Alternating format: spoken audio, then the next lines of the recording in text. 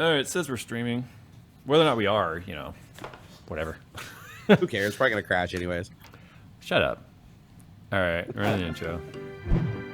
Welcome to TikTok, where I talk to Jay about technology and stuff. Oh my god. I forgot you had that thing for a second there. That kind of catch you off guard a little? A little bit. If I seem low energy today, I'm just tired, and I think I'm mentally ready for the holidays next week because we'll be having a short week. So I'm just like already kind of mentally checked out.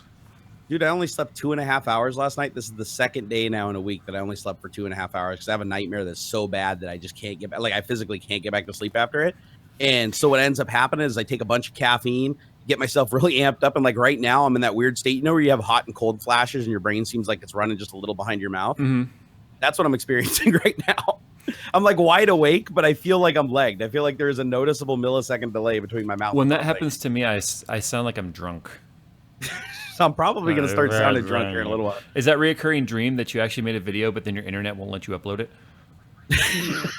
I fucking hate you. No shit though. The real dream was, and this is so awkward. I walked into, I was in a public bathroom in a mall, and it was dark. The lights were out in the bathroom, so it was like pitch black because no one does. So, but I walk in there because I got to piss so bad. I don't think nothing of it. So I walk in there and I navigate myself to the urinal, and I'm standing in front of the urinal, and a dude comes up behind me and puts me in a fucking arm bar on my throat and pushes me into the urinal while I'm taking a piss. So I'm like pissing and getting choked by this dude, and I'm trying to get away from the wall, but I can't because he's like so strong. He's pinning me against the goddamn urinal, and then I open my eyes and I'm awake, but I can't move my body, and I'm like I still feel like the dude's like pinning me from behind, and I finally can move my arm, and I grab it, and it's my fucking body pillow on my back. Like somehow I rolled around and I got the body pillow on my back, and my brain was like, yeah, let's manifest this as jail rape. I sort of feel like that's probably caffeine induced. I'm thinking so. Because that's a weird one. Oh. That was one of the weirder ones for sure. Okay, why don't you tell everyone why you've got a rapey face? Okay, well, guys, the reason why I have porn stash or pedo stash, you can go either way, realistically. I tend to agree with you. I'm doing it because of Movember, guys. I do Movember. This is my 7th year doing the Movember charity. It means that you just don't shave off your mustache for 30 days. This fucker's gone December 1st. I promise I'm not keeping it, but I'm just raising money. So if you want to join me, come on over to Movember. It's Barnacules Nerdgasm team on Movember. You can go to the website and just search for Barnacules Nerdgasm. But yeah, help me save some testicles and shit because we got them. Other people got them. Might as well keep them from falling off. Mine are in the jar on my wife's nightstand, so they're pretty safe. Well, to be fair, so are mine too, but I don't like to tell people that, Jay. Well, I've been with my wife almost 18 years, so I think it's safe to assume at this point. Oh, is that why you have 2 daughters? Because even when you're away, she can just like pop them out of the jar whenever she needs. If it wasn't for the fact that that my dog is a boy, I'd be screwed, right? Because I mean, he's the only one that evens up the numbers. Exactly. Maybe you should swap his balls out for yours and get it back out of the jar. Maybe she wouldn't notice. I don't have a whole lot of tech to talk about today. Things are kind of slow. I kind of skimmed the news today. It's just, I think with the holidays coming, I think most of the tech right now is just like ads because of Black Friday. Yeah. So there's not a whole lot to talk about. So I think this is just going to be a hangout session because next Thursday we won't be doing a show because it's Thanksgiving here in the United States. And I'm taking Thursday and Friday off next week. So I'm taking a 4-day weekend. We won't be doing TikTok. But then we'll be coming back strong after Black Friday, and we'll share all the things we bought or didn't buy, whatever. That sounds awesome. Well, I'm going to take Thanksgiving off, but I'll probably be working the rest of the days just on my own shit and doing morning coffee because I'm leaving for 3 days at the end of the month to go to Mazatlan.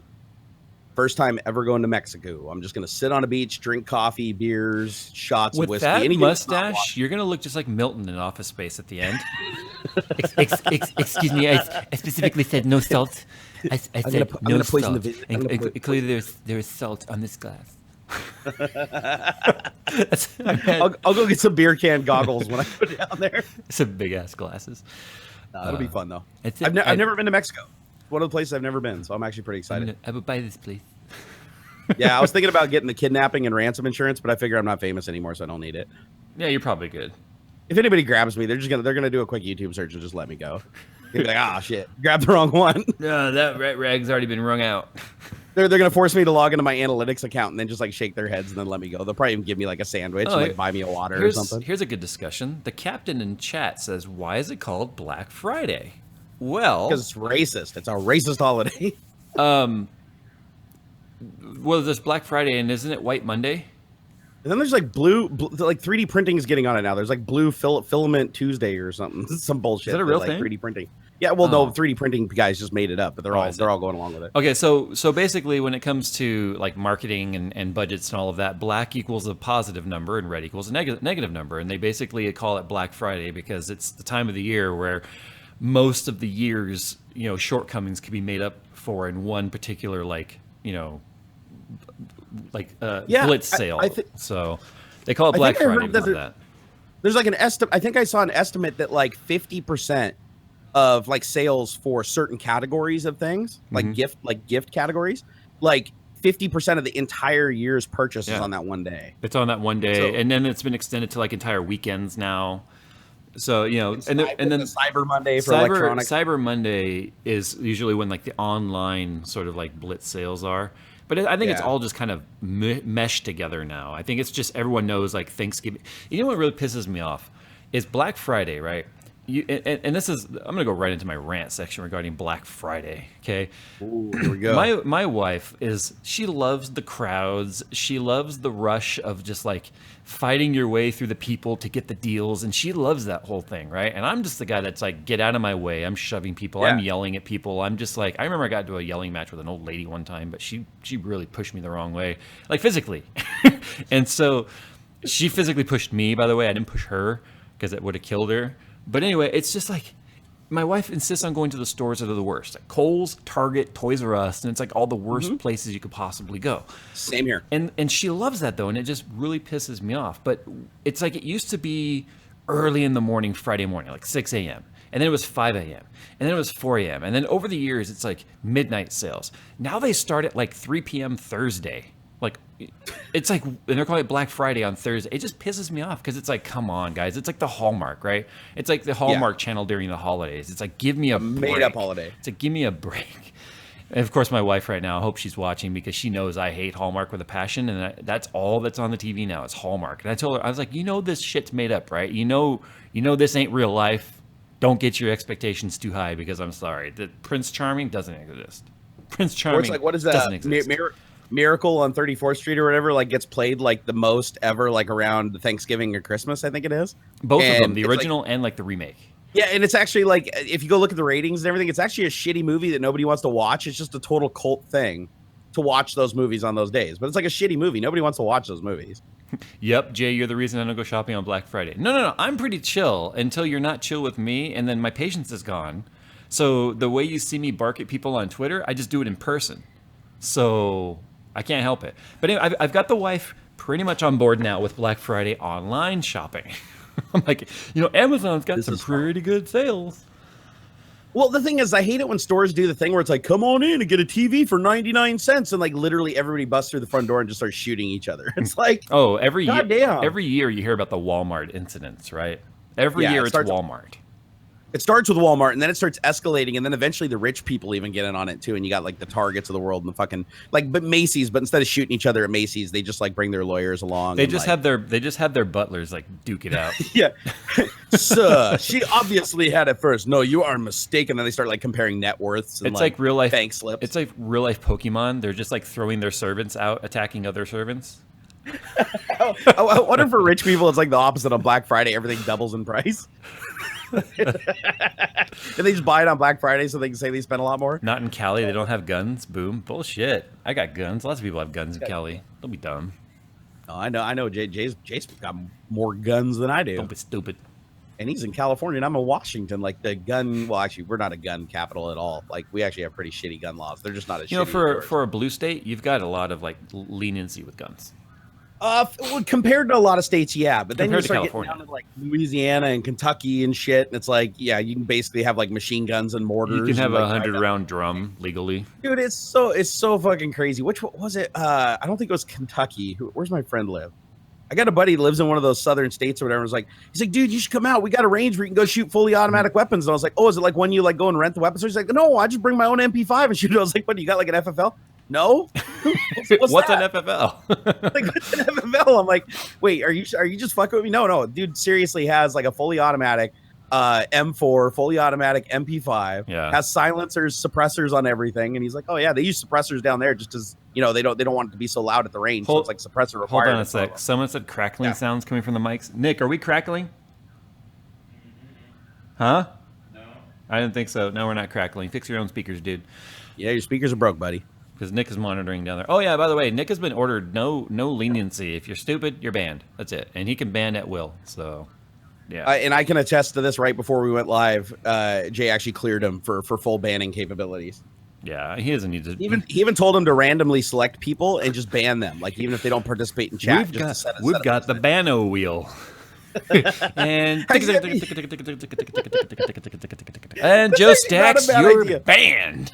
That would actually be a funny idea for like a Twitch stream. Have Nightbot just do a thing where it's like counting down, and then it picks the person. It's like, you won. What did you win? A ban, and then it just bans them for 5 minutes. That'd be so bad. Nick is love. Nick is life. Do not ban Will. The upside down. Oh yeah, look at that. That's a Stranger's Thing little joke right there. That was a joke. I didn't get it. Ban stupid people. I haven't watched the new I only watched the first episode of the new Stranger Things, and it's like I was kind of confused. We're 3 episodes in. It starts to make more sense, but okay, because the first episode was really like even more bizarre than the first season. Like I was like, Stranger Things season 2 kind of starts off with like we've got to catch you up what took place over like the last 6 months kind of thing. Gotcha. There's new what's that new series that just dropped? I think it's either on Hulu or on Netflix, like called High Tech Man or somethly like that, or Future Man. You ever heard of that? No. Oh God, it looks absolutely hilarious, and it's like it really adult humor. Mm-hmm. But it's about some guy who plays a video game. It's basically like The Last Starfighter. Some guy plays a video game and he wins, and some people use it as a recruitment thing to like basically make him a warrior of the past, present, and future, like to protect the timeline. But it's pretty funny. Oh. It's out there though. It's like it's really really silly toilet humor type comedy, but it's good. It's like do you like The Tick? The Tick was cool. I'm just reading the upstream notes here. YouTube is saying that I'm sending a keyframe every 8.3 seconds, which causes buffering. I don't know how that could be because it's set to the normal, like, default thingy. YouTube says a lot of shit. I don't know. I don't think I can change this on the fly. Let me see. I wasn't trying to ignore you there, sir. Actually, I was, but you know. Yeah, no. Anytime I like look away from the camera for 2 seconds, Jay's like, "Hey, hey." The difference is you're looking away and we're hearing with your loud ass mechanical. Bro, I can't hold still. I got to use my fingers on something. And the wife's not around, so you know what am I gonna do? Ladies. Oh, dude, the video I just dropped today, like somehow in my kids' school project video, I dropped more innuendos than I probably have ever in the history of my entire channel. It is pretty much just one giant innuendo. So if after the stream you guys want to come over to my channel where I don't upload videos, I've actually uploaded 3 videos in the last 3 days. It's unprecedented. I don't think that's happened since like 2015. All right, I just updated the keyframe to now every 2, so we'll see what happens here. Look at you doing things on the fly. Well, I don't understand why suddenly it's just like bad stream status when it's like the same defaults I've always used, which is funny because it's like the recommended settings sent by YouTube, but whatever. Yeah, YouTube changes the rules every single day.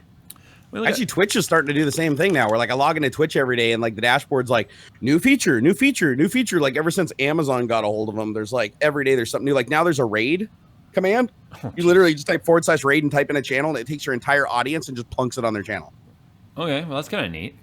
I thought it was actually cool. I did it to Awesome Hardware on their last stream, and they went from 800 to 1,250 live viewers like instantly, and then they didn't notice because they weren't watching. But it was still cool to watch. They noticed, just not right away.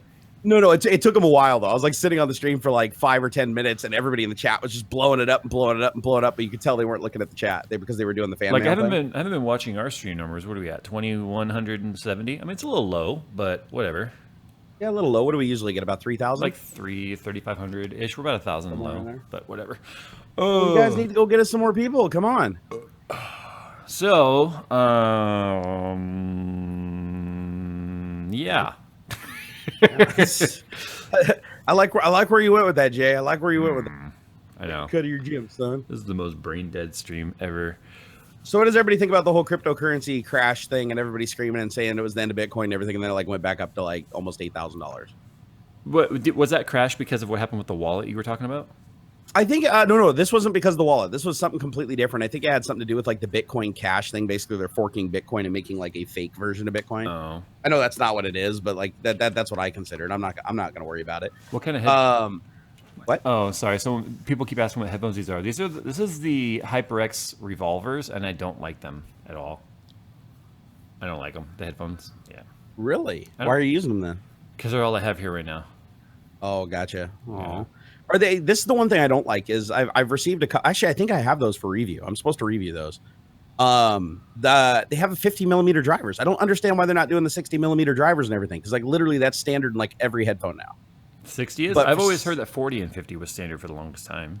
I have not seen the nicer headphones. I have not seen a pair that had under a 60mm driver in like a long time. Oh my god! And see, yeah, and Creative sent me a pair and oh god, I didn't even review them. They were really bad. Yeah, some of the Creative stuff is pretty junk. Yeah, I was actually surprised too because I mean when I pulled them out, they actually looked like they were pretty good. And everything I put them on, I cranked up the volume, and they were already like starting to clip. Like they couldn't even handle like half the power that my amp was putting out. Mm-hmm. And granted, they were probably like I think they were like $100 price point headphones, but I was like, you could go buy Sony MDR V6s that would just mop the floor with those for like $20 cheaper. Yeah, and then put a mod mic on it, and it'd be like the greatest headphones ever. Someone said the crash was because Asia announced that they're not going to be they're going to be closing Bitcoin on the bank side. Have you heard about that? I heard that they tried to stop Bitcoin altogether and ban it in China, but they were unsuccessful and they brought it back to a certain extent. But maybe they're trying to regulate it in some other kind of way. You really can't regulate cryptocurrency. I mean, sure, they can tell the banks that they can't do anything with it, but what's stopping somebody from selling the Bitcoin, transacting it into a currency, putting it in the bank, and then taking it out of the bank and just transacting it back into Bitcoin? Yeah, like there's you can't stop it. It's a decentralized currency. The golden Rubelex says he wants to know if he should buy a graphics card on Black Friday or not. That's a really that's a really silly question, I think. I mean, you should buy everything on Black Friday. There's like probably going to be sales, but I mean, you know, you take the risk no matter when you buy it that it could go on sale again later for lower, but I think it's unlikely. Graphics cards aren't really a component that fluctuates a lot in price, even on sales. Well, a lot of stuff's price fixed, right? Like from the corporations. Like for instance, Nintendo, you're not going to see like any super Black Friday deals. Maybe bundles, you might see bundle shit, but you're not going to go buy a Nintendo Switch. That's what I was just going to say. What you might see is like extra game codes or something, but I don't think you're going to see any difference in out of pocket. Yeah, because remember that's what they did. That's what Xbox did too. Because Xbox, Sony, and Nintendo all price fixed their consoles. Like the base console has a fixed price. Everybody has to sell it for that price. Mm-hmm. I think you can sell it for more, but you can't ever sell it for less than whatever that MSRP is that they put on it. And so what they were doing for not Black Friday, but for Christmas, on the X1, the last time I saw it was with the Xbox 360. They probably did it with the Xbox One too, but I didn't look. The Xbox 360 was you'd go in and they'd have these crazy bundles. That'd be like the console plus like 10 games, 2 controllers, you know, the Kinect system, everything all together for like $800, which would be like $200 or $300 off. But it's because they couldn't discount the console, so they just threw in tons of shit that they could discount. Yeah, I mean, I always cared about bundles that have like an extra controller or an extra game or something like that. You know what I mean? Because I mean, you get a good deal. Yeah, and that's what we did. You know, when we got little Jay her Xbox and stuff. But it's like, you know, most of the time they come with like when they're new, right? They come with one controller, and it's like you got to spend $60-$70 to get another decent controller, or you can get a basic one for like 30 or 40. But what I'm getting sick of is the price of games, like AAA titles now. $60, $70. Like, yeah, like $670. I've $70 for, I think it was Forza 7. I paid $70 for. And I was like, are you shitting me? Like, and then I go look at like the EA titles and stuff. It's like the cheapest game you can get now is like $60. Well, I'm that douchebag that bought Project Cars 2 Digital Deluxe, you know, season pass edition for like $100 or whatever. But I got all the cars and tracks. Yeah, I think I did that with Forza 7. I think I got they call it like the gold edition or whatever, and it comes with the season pass and all the cars. It's just, I'm getting sick of so much DRM. It's like now not only do you have car packs, but then you have this thing called like season pass where it's like you get access to certain car packs, but only for the season. Then after the season, you have to pay for it again to get access to them again. It's stupid. And I'm like, it's so confusing because it's like, if I can buy a car pack outright, or I can get a season pass for like $10 cheaper or whatever, but it means I eventually lose all the cars. Battlefield 1 premium is $120. I mean that. I paid premium for Battlefield 3 and 4, right? So if you're spending $60 for the game and then $50 for the season pass, right, or the whatever they call it, premium, I mean you're looking at a minimum of $110 right there. And then if you get the deluxe edition plus the season pass, it's just, I mean, it kind of segues into the whole Origin thing, right? They got pretty beat up over the Battlefront 2 thing. Oh Jesus, yeah, pretty. That's putting it lightly. I mean, it's like, Most downvotes in Reddit history. Well, like not even for like a game, just like in history. Last time I looked, it was at 650,000 downvotes, and that was days ago. What's it at now? Do you happen to know? Fuck, I'm gonna go look because I bet you it's still on the front page. I bet you it's still front page. I mean, the problem is EA, right? Yeah. And people want to blame the developers, but the developers really are at the mercy of EA. So these death threats and stuff going to the developers, that's really stupid. It's really stupid. Yeah, I didn't understand that at all. But it's because people. But then again, we know a lot of people aren't smart online. Brian and I were talking about this, and this is just because of people's incessant need to be mad and mob mentality and all of that. But they don't know where to place their anger, and I think that's because a lot of people are ignorant to the way that the actual publisher versus developers like relation works. Yep. Yeah. So like the people that are forced to be public relations for the developer. After what EA did, it's a really shitty situation to be in. But even after the reduced costs and XP and stuff that it takes to actually unlock all the things in the game, you're still looking at like a ridiculous amount of playtime and or dollars. It's really ridiculous. I think they might have deleted the Reddit post just to get rid of it. I just did a search for Battlefront, and the top one right now from 3 days ago is just, can we please boycott Star Wars Battlefront 2, which has 166,000 upvotes. But yeah, the one with all the downvotes, I don't see it. Maybe it's way down at the bottom. Maybe it's at the other end of the spectrum. You know, it's one of those things too where I've got this series that I started about doing minimum specs needed for various games and stuff. And I want to do Battlefront 2, but I don't want to do Battlefront 2 because I kind of don't want to I don't really want to bring any more attention to that. You know what I mean? No, and all I can think about is SimCity again. Like it's just really, really bad decisions are being made, and ultimately, if you buy that game and play it, they're gonna do something really fucking stupid. You're gonna be in the middle of playing a game that's gonna log you out because like your internet hiccuped or their server went down or some shit. And I don't like that. I get so pissed off of that. This guy said I paid $80 to have Vader locked with a question mark. Yeah, Vader's locked, Luke is locked, like a bunch of the heroes are locked, which is the way it's supposed to be. The problem is what initially happened is they had made the amount of credits that you needed to unlock the heroes, it's like astronomical to where you would want to buy the loot boxes to try and expedite when you can unlock them.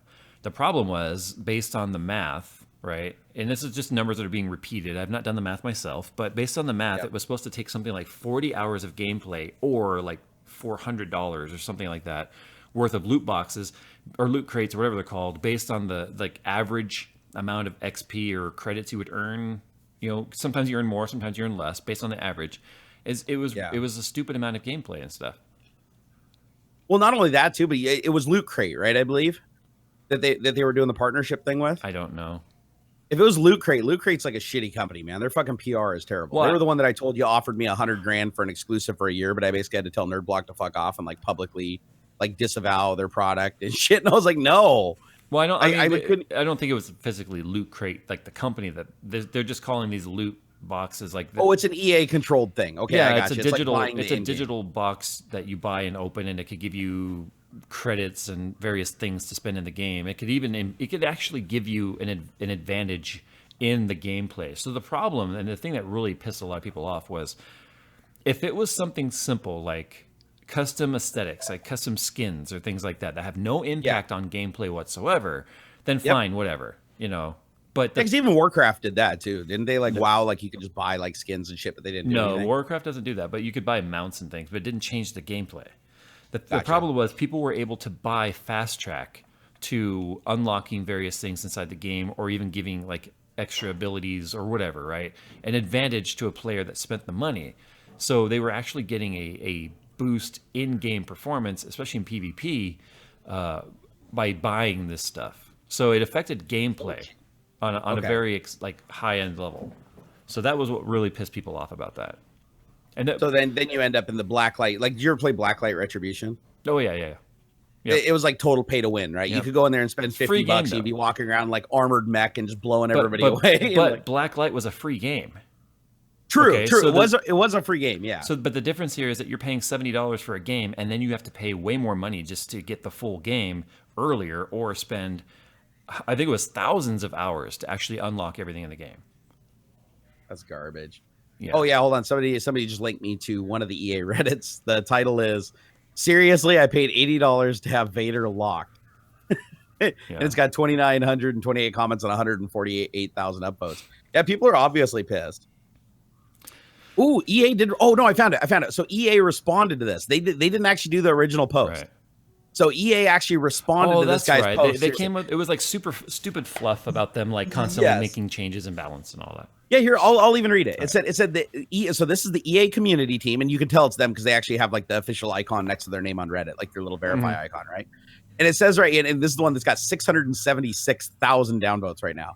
It said the intent is to provide players with a sense of pride and accomplishment for unlocking different heroes. As for the cost, we selected initial values based upon the data from the open beta and other adjustments made to the milestone rewards before launch. Among other things, we're looking at average per player credit earn rates on a daily basis, and we'll be making constant adjustments to ensure that players have challenges that are compelling, rewarding, and of course attainable via gameplay. We appreciate the candid feedback and the passion the community has put forth around the current topic here on Reddit.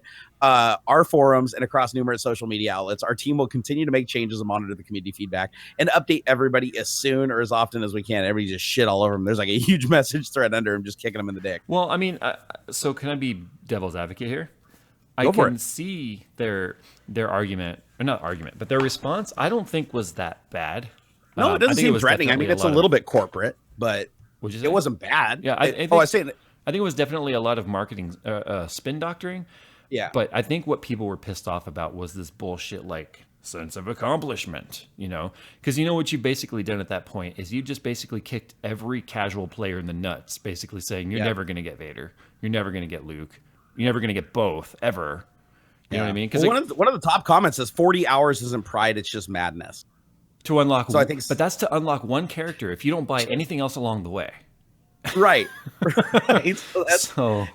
And I don't honestly, I mean, the only games that I've ever played more than like 40 hours really would be like either the AAA titles on the consoles, like Uncharted. Well, not even Uncharted. I don't even think you can play Uncharted for 40 hours. Like the game is over way before that. Yeah. Maybe Forza or something like that. So yeah, that's complete bullshit. Like you should be able to grind on something for an entire day and be able to get like the best thing there is if that's all you do from the morning you wake up. So basically, you get Battlefront 1, which was extremely like empty. There was hardly anything to it. Just a couple PvP maps where you're running around. Very little content. There was no campaign, and the single player missions and challenges were kind of a joke. And then you get Battlefront 2, which is more of a complete game, but of course you're not getting all of it because they EA'd it. You know, they EA'd it. They EA'd it. They EA'd it. It sounds like they ate it, but they EA'd it. I'm actually trying to see if I have a code for the game because I think I was supposed to get it as a part of being at PDX Land. Oh, weren't we supposed to get a copy of it? I didn't pay any attention to any of that. I didn't get the swag loot or any of that stuff. I just you didn't do the okay. I did the donation thing, and like if you donated to a certain level, you got the code, but I don't think they've mailed them out yet. They said it was gonna be like November 18th or something. Yeah, because EA probably reneged on that too. Probably. It's like the unlock your code, just pay $20 and play for 45 hours on the last game. Let's talk about this for a second here. Chris Kasperzak said BF4 and 3 were pretty huge grind. I still never unlocked all the BF4 stuff, and I play a fuck ton of that. Yeah, but let's be honest. You can unlock various things in a linear trajectory based on what you're playing. So like for instance, in Battlefield 3 and 4, I played Engineer. I played a shit ton of Engineer. And just by playing the class, I unlocked everything I needed and wanted for Engineer just by playing it. The difference is like this one in Battlefront, you've got to spend the credits, you know, wherever you feel like spending them. So by just playing the class as Engineer in BF3, I unlocked things for Engineer. So it's a bit different in that, where it's all XP based. Yeah. But here you've got to spend credits, which I think is differently, which is a different, more of a negative thing. And a lot of people are arguing that this is being blown entirely out of proportion. It probably is on both accounts. Well, that's the internet just in general. Well, I mean, it is being blown out of proportion, but it goes to show that gamers are serious. So, I mean, nothing's going to change, though. EA is still going to try this again. They're going to continue to do this. They're going to continue to soak up the developers and then destroy them and move on to the next one. You know? Yeah. It's unfortunate, but you're absolutely right. I just got a message from Hobzeltoff. He said that PDX Land said that they haven't received the EA codes yet. They were supposed to have them by now. So I almost wonder if they like reneged on it. I wouldn't be surprised. Oh God, that would be interesting. Michael, I mean, I really don't care. I don't want to play. I'm not that big into like wanting to play it. I've been playing PUBG and really enjoying it, so I'm not looking for any other games right now. Michael K asked if I've been playing or enjoying Destiny 2. I've been playing it a little bit here and there. It's fun, but I wouldn't like. To me, it doesn't feel any different than any other shooter game. I mean, the only difference is it's MMO. Was too grindy. The first Destiny was way too grindy. If the second one is like that, I'm not really interested. Like, I mean, bad. Like, not even Borderlands grindy. Like, next level grindy. I mean, it's pretty grindy, but that's the nature of it being an MMO. I mean, I guess it doesn't take long to reach level cap, but I mean, I've only played it a couple of times, and I'm level 8, and the max level is 20. Of course, there are people who hit level 20 in the first day because they like to, moderation doesn't exist in their life. But no, I mean, I don't like games like that force me to have to grind. I just want to get in, play the game, and enjoy it. But that's where EA has fucked up. It's because they took the casual player out of Battlefront 2. Because now you're going to come in, you're going to get in, you're going to get wrecked by the guy that either has unlimited time or unlimited money or both. And then it just takes all the fun out of it for everyone. There's no level playing ground. Playing field. Yeah, and that's why I was saying that it's like even though it's not free, it's much like Blacklight, where when I played that game, the only way to really play that game and have fun is to spend at least $50. Mm-hmm. Like, because you'd get on the server and it'd be like 3/4 of the people would be just cannon fodder, right? Yeah. And then you'd have the guys that obviously spent the money that were running around in like the mechanical suits and had like the impervious armor. I mean, I literally walked up to the guy. First time I played the game, I walked up to the guy with the default little pistol you start out with. And I just run up the back of him and I'm just like, bang, bang, bang, bang, bang, bang. And he's like AFK away from keyboard. And I just sit there and shoot him constantly for like 15 seconds, reload, shoot him again. And then he turns around and just one-shots me. And I was like, yeah. What just happened? Well, and it was just because he just gets up and walks away because he doesn't give a shit because he has such good armor. Prosium Violet in chat just said, how about earning 500 credits in arcade mode and then having a 15-hour cooldown before you can earn more from arcade mode? I didn't even know that was a thing. Well, but one of the complaints was that you don't earn anything in arcade mode, right? So you can't grind out credits in arcade mode. I guess a cooldown would be a big reason for that. Nick, I need you to turn it down a little bit. I hear it in my mic. I heard Jerry's watching porn again. No, he's moderating the chat. It's just he has the speakers on, so I'm hearing you down there and like the delay. Has he had to ban anybody yet? I banned a couple people. Oh, he just can't behave. I banned one because he said I was 42, and I'm not 42. That's just me. That's just rude. Actually, my video game is going to be out here in a couple of weeks. We're on the final beta right now of the Quick Splat Barnacles game. I'm actually pretty excited. God, I can't wait to see the Reddit thread on that one. Oh, God, it's going to fucking make EA look like a cakewalk. Dude, if you thought EA was pay to win, wait until you see Quick Splat Barnacles. It's like every 5 seconds, it's just going to pop up with a PayPal button. Every 5 seconds, you have to watch a 10-second ad to continue. Yeah, no, we created a Splat game where basically my head appears and then it just replaces it with an ad in the same tile right as your fingers accelerating towards it. There's your incentive to actually get it right. Every time you accidentally splat the wrong tile, it plays an ad. It kind of is. It's not that bad, but like after you have like 3 lives, and once you exhaust them to get another life, you have to watch an ad. So it is kind of like that a little bit. But when you play the ad, then you get the revenue. So imagine what the like, mass sourcing of ad revenue would be at that rate. Oh, dude, we were doing a projection at like a $3 CPM or something like that. If you had 10,000 people playing the game with like our current metrics that we have in the database, I mean, it would be thousands and thousands of dollars a day in revenue. Could you imagine the punishment though, where if you accidentally splat the wrong tile too many times, it takes you to one of your videos? Shut up! You're such a dick. It's funny. It's like to get more points. You can either get 1 point for watching this ad or 5 points by watching a Barnacles video, and they're like, "Fuck it, just close the game." Speaking of pissed off about ads though, this is something I disagree with. I'm been addicted to the Magic Piano app for like 3 years, right? Like, you guys don't even understand. Like, I've been around this guy. I've shared a hotel room with him. It's unhealthy. It's unhealthy the addiction this guy has with this thing. The hand-eye coordination that it generates. Anyway, there's not a song on there I can't master, even the hardest settings. But whatever, I digress. I know I've heard you on the shitter several times, Jay. Most of my points have been achieved on the toilet. But anyway, I have the subscription to that, right? I don't have to like earn the points to unlock songs. I just have the subscription, which unlocks everything. That's like a couple bucks a month, isn't it? $7.99 a month, and I've been doing that for 3 years. Do the math. For a mobile app, that is a hefty subscription. It's a good app if they're doing that. Well, it's good to me, so that's what matters. What pisses me off though is it still plays ads. It's like I fucking am subscribed to this and you're still feeding me ads? That's bullshit in my opinion. Well, you know what else does that is fucking Hulu.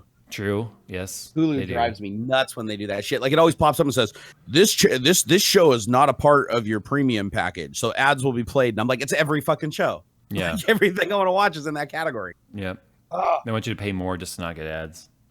It's like you can pay for a subscription, but then you have to pay for a subscription on that subscription. Yeah.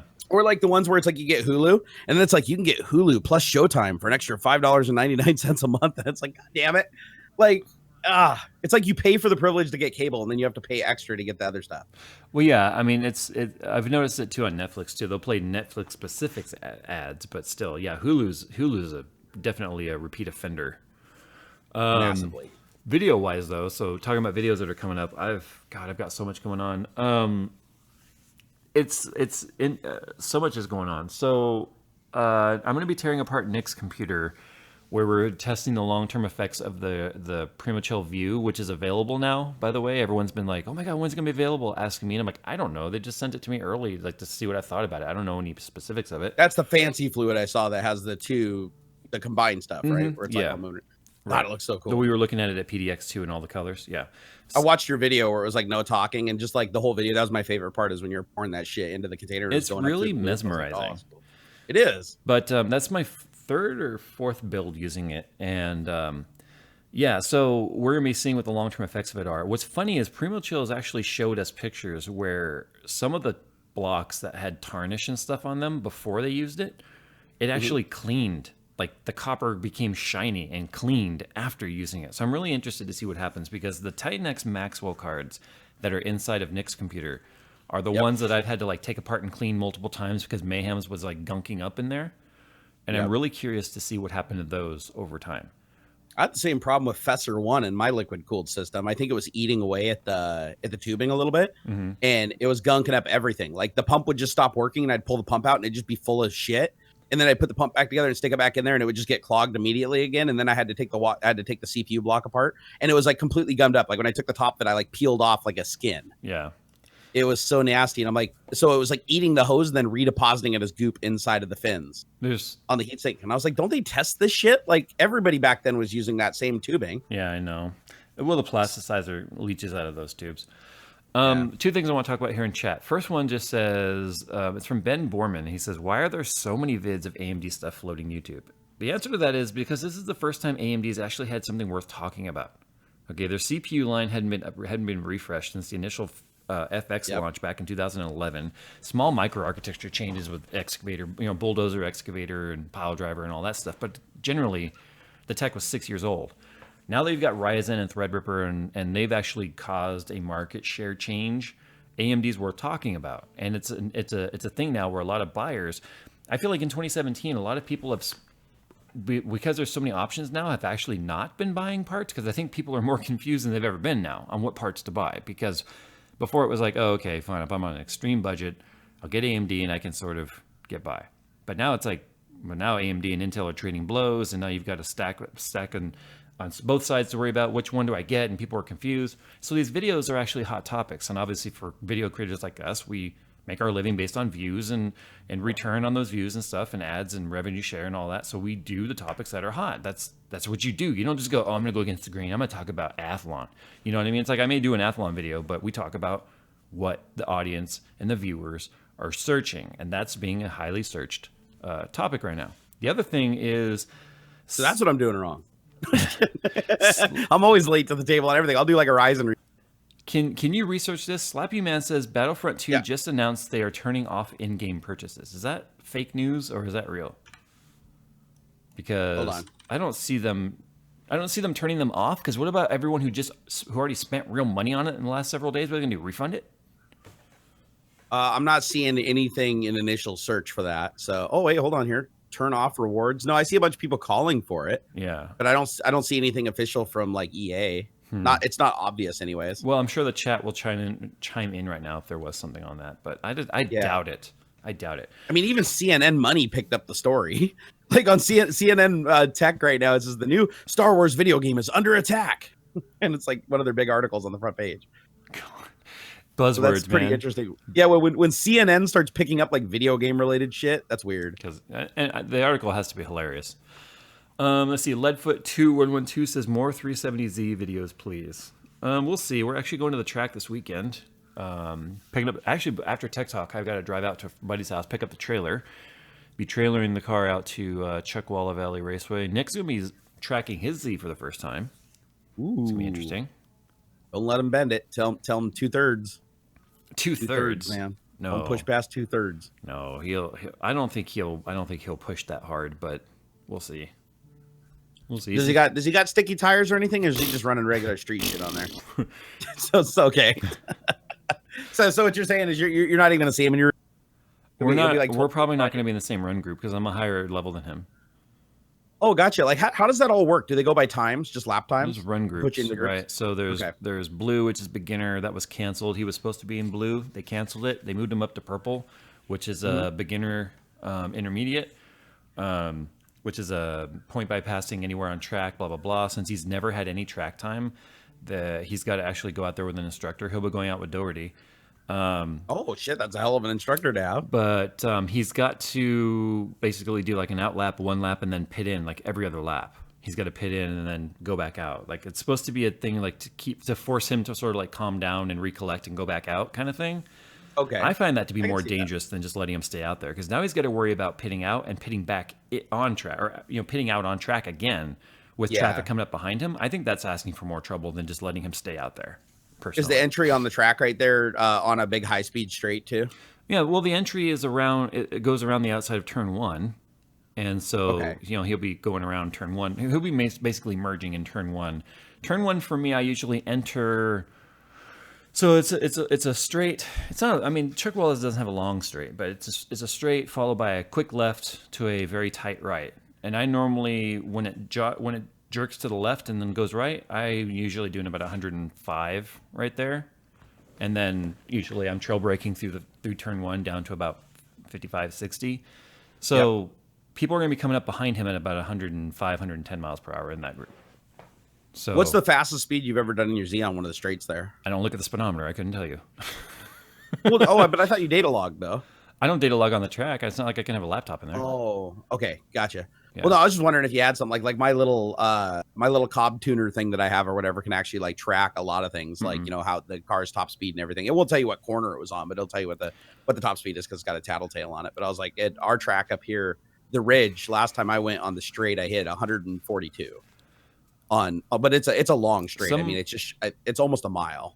Yeah, as for speed though, I couldn't tell you. I'm definitely not looking down at the gauges. I might glance at the temp here and there, but yeah. Everyone's saying look at EA Star Wars Twitter. I guess it was mentioned there. Check EA's Twitter. Okay. Look at EA Star Wars on Twitter is what everyone's saying. Got it. Okay, EA Star Wars. If they're removing it entirely, then I might actually get the game. Okay, this is the official. Oh shit! Holy shit! EA Star Wars 15 minutes ago. Today, we turned off in-game purchases for Star Wars Battlefront 2. The game is built on your input, and it will continue to evolve and grow. Read the full update. All right, here we go. Here's the picture. Okay, they even did like a nice big picture of the whole thing. It says, as we approach the worldwide launch, it's clear that many of you feel that there are still challenges in the design. We've heard the concerns about potentially giving players unfair advantages, and we've heard that this is overshadowing an otherwise great game. This was never our intention. Sorry we didn't get this right. We hear you loud and clear, so we're turning off all in-game purchases. We will now spend more time listening, adjusting, balancing, and tuning. This means that the option to purchase crystals in the game is now offline, and all progression will be earned through gameplay. The ability to purchase crystals in-game will become available at a later date, only after we've made changes to the game. We'll share more information details as we work through this. And that's from Oscar Gabrielson, General Manager of DICE. Okay, so they turned off the actual spending currency for getting items in game now. My question is, have they adjusted the amount of time you have to play now to earn this stuff? More so than they already have. Sounds that, I mean, that's kind of like the undertone of it made it kind of sound like that's what they're doing, but I mean they didn't say that specifically. Yeah, because I mean they the rumor, I guess they reduced the cost by like 75% or something, but that's what I heard. I saw something along those lines. Yeah, I don't know. I mean I might still get it, but yeah, I hate supporting the EA company, but I have so many EA games as it is already. It makes me a hypocrite, right? Yeah, you know what I really want is when the fuck is the next Grand Theft Auto going to come out? Grand Theft Auto 5 is still my favorite game. It's still the game that I play the most in single player. And I want a new one. But I swear to God, they're never going to make a new one because it's still so popular after a billion years. Why is everyone freaking out saying, oh my God, $1,000? Guys, that's not $1,000. That's 1,000, like, whatever currency that is. Yeah, whatever the crystals are. They're not going to be a dollar. No, I'm talking dollar about like a donation came in. It was thank you for the entertainment you have provided me over the years, or both of us. Which CPU would you consider the best of all time? Jerry, please do more YouTube. Oh, by the way, this cash is for Xander. I want proof that he spent them on something he wants. You should have sent it to Jerry then at that point. Jay and I always did. We're just doing the split thing now. So it doesn't, you can't say who you're giving what to anymore. Yeah. So, but best CPU of all time, that's a tough. I would probably have to go with like. Well, it can't just be for top speed, right? Because then it'd be like a CPU right now. Like for all time, it has to be what criteria are we going by here? Like the CPU that was the most reliable or most revolutionary for the time, maybe? Yeah, I would say market changing. And to me, that would be probably the Pentium, the very first Pentium, because that started the race, like the speed race, in my opinion. Like the Pentium 60 and the Pentium 90. Right, and that actually forced AMD's Athlon series to really, well, AMD surpassed the Pentium. But it was like, the AMD 4500 plus, 4800 plus, and all those were really good chips. It's just that was until now. That was the last time AMD was really relevant. There was a lot more competitors back then too, because if I'm not mistaken, when the Pentium came out, you also had the IBM Blue Lightning, which fell flat on its fucking face because it was $1 billion. Nobody could afford it. And then Cyrix had an offering too, but Cyrix had really, really bad compatibility problems. Right. It had to be like you had to actually install special drivers and shit from Windows and a custom HAL and everything to use it because it was like so fucked up. I think my good. If you weren't done. Oh, I was just gonna say no. Go ahead and tell yours. I already know what mine is. I think in terms of overclocking though, and the CPU I've had the most fun with ever in the history of playing with computers is still going to be probably my Core 2 Duo E6300 for its overclockability. It was a 1.84 gigahertz dual core that ran 3.42 its entire life. For years. That's an insane overclock. It was stupid.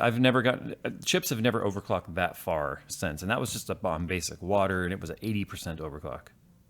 For me, it'd probably be the Celeron 300A because you could overclock it to 450 or on air or 500 on liquid, and it literally would outrun like the most expensive server processors in existence. Yeah. And you could run two of them. That was back in the days where you didn't need Xeon. Right? You could run two Celeron 300As on a dual proc motherboard. Yeah. And I had one. I had a dual one, so I had a gigahertz basically when like they were only supposed to be 300 megahertz. Q6600 popping up a lot in the list. That was a good CPU. I mean, it was the first true like quad core Intel CPU. Fucking Itanium. Yeah, Yasmail 14 said Itanium. I'm like, so hard. Itanium's like the biggest fucking failure ever of Intel's entire history. And the only reason that it even exists anymore is because companies bought it. I think I'm gonna probably go with the Celeron D. Ooh. The dual core Celeron. Oh man. Oh my god. I just can't believe somebody actually said the Itanium because the Itaniums were so expensive and they had so many instructions that they were only good for like things like database operations shit if the people optimized and built the software for the ground up for it. Because it wasn't an x64 architecture, right? It was its own architecture. Right.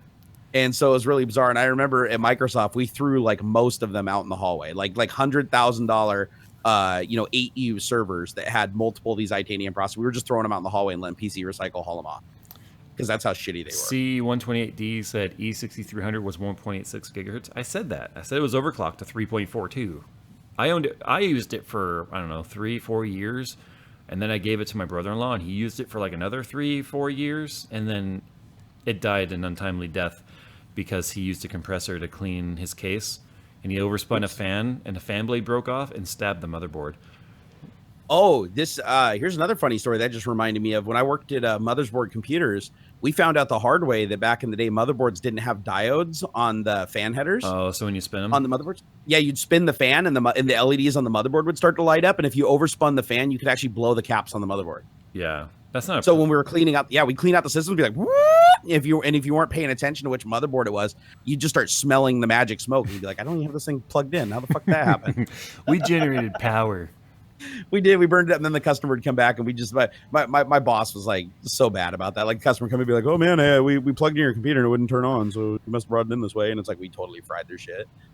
Oh my god, that was such a bad So story. do you have any cool or interesting projects coming up?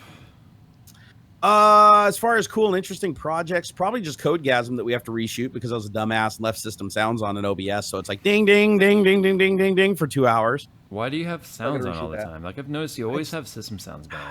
I forget to hit the little button on my main board that mixes in system sounds with the microphone. But how do you not hear them? Oh, because I didn't have headphones on. I had somebody over and we were shooting a standalone episode, so there's no reason to monitor it and wear headphones because we're literally like shooting a video. I just used the headphones initially to measure the audio, and I didn't think that the system sounds were coming through because I was only recording the microphone in OBS. And I can hear system sounds and microphone through the headset. Anyways, I fucked it up. We're gonna reshoot that one. So that's the one that I probably want to fix the most. The other projects are the car videos. I got the Dodge Viper video coming up that I got to edit, but unfortunately we shot 9 hours of fucking video, so that's gonna be a nightmare to edit. Yeah. 9 hours for like a video that I want only to be 15 minutes. And then of course my Subaru video because I went and got it fixed and we shot the whole thing, getting the valve cover seals all replaced and the brakes put on it, and then we took it over and got it tuned on the dyno with the new Cobb access port and got it up to 333 foot-pounds of torque. And God, it's fun to drive now, Jay. Oh my God! Next time you come up here, I'm just gonna give you the keys and just let you go thrash the shit out of it because it's fun. Okay, I guess. It's honestly not. I'll tell you right now though, it's less trackable than it was before because the turbo just comes on way too aggressively. Yeah. Like I would not want to take the thing into a corner now as hard as the turbo comes on because like it gets up to about 3,000 RPM and the turbo needle just goes wonk wonk and I can't even explain it. It just feels like a turbo. Well, the thing is that I've owned this car for so long that I thought a turbo car felt the way that my car felt. And it turned out the whole time that my car was fucking bleeding boost and it gave it that linear power curve. I was only building top boost at like 5,000 RPM. Now I'm doing it at 3,500. Yeah. So it completely changed the way the car acts. Oh, I sold a shirt today. Woo! A shirt. Yay. Woo! A shirt. Dude, my best day so far is like 5 shirts. We're working up to it. Speaking of shirts, you guys can find mine on my Twitter. Jay, what happened? Actually, this is just a loaded statement. So this is taking some free punches from me right here. Okay. What happened, man? I just came to a standstill. You notice I still have the same number of followers on Twitter I have for the last 6 months and roughly the same number of followers on my YouTube channel. I might gain like, 80 new subs a day or something like that. But still, like everything just came to a stagnant halt. It's better than a decline. No, it's true. I haven't had a decline yet, but it's just really weird that every time I log into Twitter, it's like the same exact number in the thousands. I'm like, wow. Well, every time my Twitter number starts to grow, I go on a rant and then it declines a little bit. But then the people that love my rants, they like share me, and then people who like are like-minded will follow. So like I'm at 334.9 thousand right now. And it's like, it'll go up and down 100 like this for like days at a time. Up 100, down 100, up 100, down 100. And then it will just like shoot up 1,000 and then it will do the same thing. So it's just constantly doing that.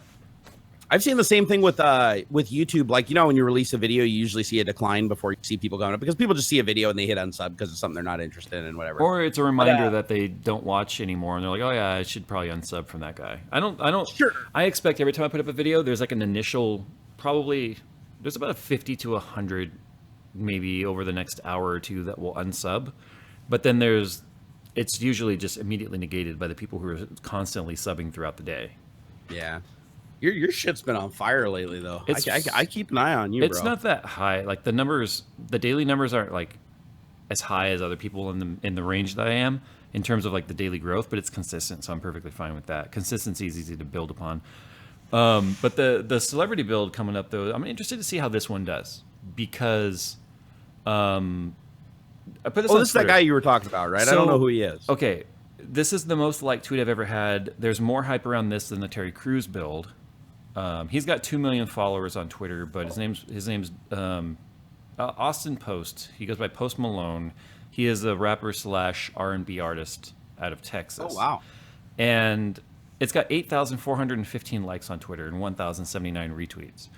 And that's insane. Anything over 1,000 retweets is like undiscovered country to me. I don't think I've ever had 1,000 retweets. But he's like one of the most up and coming artists right now. Right. So how did this happen? Can you give us the story of how this match was made? I woke up in the morning and I was taking a shit. I was looking through my verified tab and I see a tweet from this guy's Twitter handle that's beer bongs and Bentleys, and it just says hi. I responded with sup, and he's like, a really funny story. I'm gonna go ahead and tell this. I'm gonna embarrass myself, and I think Nick knows where this conversation is going now. So I mean, he's white, first of all, so he's very against the grain in hip hop and rap, which I think is great. Because my favorite rapper of all time is Eminem, which is already like, same. And so Eminem's always been very motivational to me. But I had heard a lot of Post Malone songs. I just didn't know. Like, I'm really bad with artist names and stuff. So I couldn't tell you artist names and album titles and stuff. But when I was in Austin, Circuit of the Americas, a friend who was hosting me was like blasting Post Malone in his car, and I didn't realize that was Post Malone. But anyway, so I get this tweet, and he was like, "Hi," and I responded with "Suh," and he was like, he said something back to me, and I was like, "Hey, why don't you slide into those DMs?" I didn't realize who he was yet at the time, and so I followed. So you're him. like, "Fuck off, well, man." No, he was already following me, and I followed him back, and in the DMs I was like, "Hey, just making sure you know I'm not Jay-Z, because I get that a lot."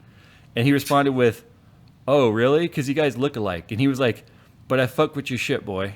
And I was like, I was like, I don't know what this means. Is he fucking with me? I don't know. I told my wife, I was like, I don't know what this means. I fuck with your shit, boy. And then she was like, I think he's saying he likes your stuff. And I was like, but that's not what it says. And then I asked Nick, I was like, what does this mean? And he responds with me to the link to the Urban Dictionary. And it says, I fuck with your shit means I like your stuff. And I was like, oh, so he likes my stuff. And Nick's like, oh my God. He's like face palming. So at that point you unbanned him, right? So basically I was like, what, how does I fuck with your shit mean I like your stuff? I was like, to me that means I'm fucking with you. And so I totally white boyed it, right? So anyway, no, he was just, I guess he found my videos, and he was like getting into PC because he got like hooked on PUBG.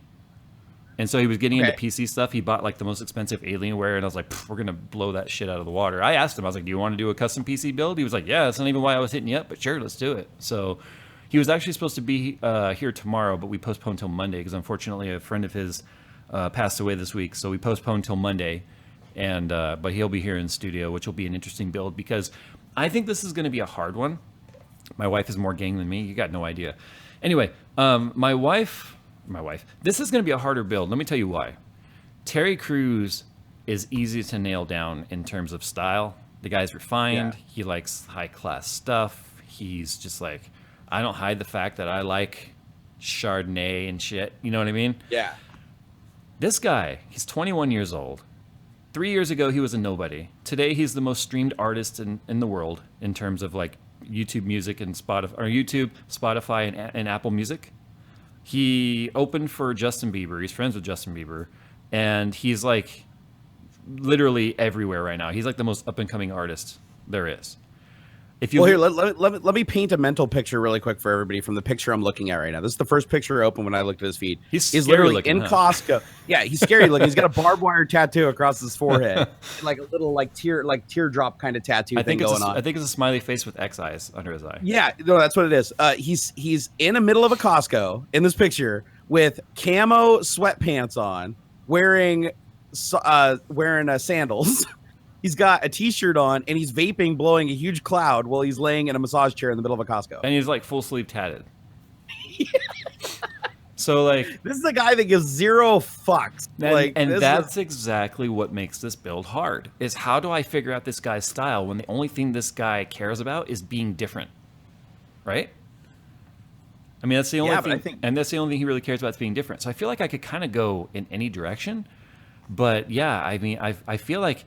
He's so in the conversations I've had with him already, like, you know, on the phone and whatnot, he's so just like, yeah, man, I'm cool with whatever. I don't really care. You know, whatever you want to do. And it's like, shit, that makes it hard because I could go any direction with this and probably be fine. But I kind of want to, if this is turning into a thing where I'm becoming like a celebrity builder, I sort of want to like be able to nail down something that they look at and go, yeah, I can't imagine that being any better.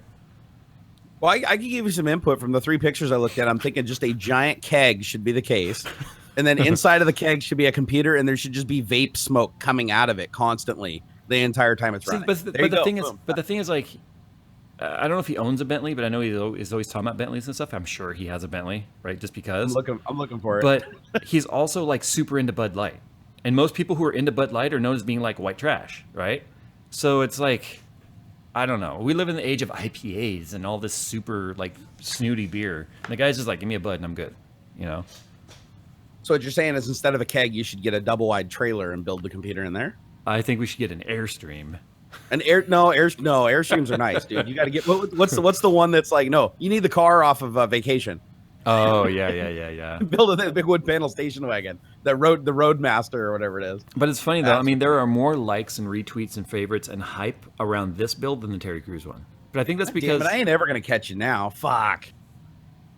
I'm still gonna try though, till the end of time, Jay. Until I die from my fat disease. I mean, it is what it is. I like how laid back he is though. He's pretty cool. No, he looks total like his posts and shit literally look like zero fucks. Like there's some promotion stuff, but it's mostly just him just standing around taking pictures of him hanging out with friends and going. He likes guns. If you actually, well, he's from Texas. If you read his backstory, he went from literally being like nobody with no money to where he is today. So he's kind of like, why would I change who I am? You know, now, right? Did you see the picture of the 4 guns he was out shooting? Mm-mm. Dude, a G18C with extended meg and a butt stock. So the fully automatic Glock, those are illegal as shit everywhere. A 50 cal BMG, or actually it's front mount, so it's not bullpup. So 50 cal bolt semi-automatic rifle with a charge handle on top of it, and 2 M4s, and 1's suppressed. Yeah, well, there you go. That guy knows how to party, man. and spent casings everywhere, all over. There's a video. Because he got a big up and coming on YouTube as well, right? And there's a video of him like doing an interview, and he was like, "Well, what? You know, I'm 19. Well, blah blah blah. I've achieved all this, and I'm only 19. I'm only 19." He's like drinking Bud as he's like, "I'm only 19. I'm only 19." He's drinking beer on camera, which is kind of like, I mean, that kind of gives you an idea of how much fucks he gives. Have you talked to him at all yet, like on the phone or anything? Or are you guys just meeting up in person first time here? We'll be meeting in person for the first time on Monday. So, interesting. Yeah. Like I say, we're supposed to see how that goes, because this is the other end of the spectrum, man. This is like extreme on the other end of the spectrum. You're like fucking with my like aunts and uncles now. He's his long lost cousin or something. Like literally, this guy could have been my neighbor growing up. Like no shit. My parents would have like smoked weed with this guy at the kitchen table and tell me to stay in my bedroom. JayzTwoCents album drop when? What's funny though was the look on my daughter's face when I told her that he's friends with Justin Bieber, because she's 8, right? So of course she was like, "Oh my god!" And I told her, I was like, he's not gonna be introducing you, like teasing her. She's like, "I wasn't gonna say that." Like total teenager response, right? I wasn't gonna say that. Anyway, she's smart beyond her years. You're gonna have to keep an eye on that one, man. That's gonna be a full. Post Malone was on Content Cop. I don't know what that is, but he's kind of been everywhere. Someone said Post Malone was on Content Cop. I don't know what that is. Oh, he even. Oh no, with oh shit, what's his name? He even did an episode of Ghost Adventures. No, Content Cop. It's a YouTube series with I can't remember the guy's name. Tall, lanky guy. He did the Keemstar, the really famous Keemstar video where he ripped on Keemstar like as a garden gnome, takes him out and shoots him with a shotgun. I didn't see this. God, what's his name? Yeah, they'll say it in chat here in just a second. He's actually a pretty famous YouTuber. It'll pop up here in a second, I'm sure. I don't know what the delay is on the stream. It was on H3H3? Well, H3H3, he's friends with them, like personally. That's one of the reasons why he had to postpone tomorrow too, was not just because of his friend's passing, but because he had double booked. He forgot that he was doing their podcast tomorrow. That's why I moved it to Monday. But yeah, he's in tight with Ethan. Oh, it's iDubbbz. Sorry, that's who you know who iDubbbz is, right? Yeah, okay. Yeah, so let's see if wow, iDubbbz did shit with Jake Paul too. Oh no, he just busted him. So, dude, this guy goes after fucking everybody.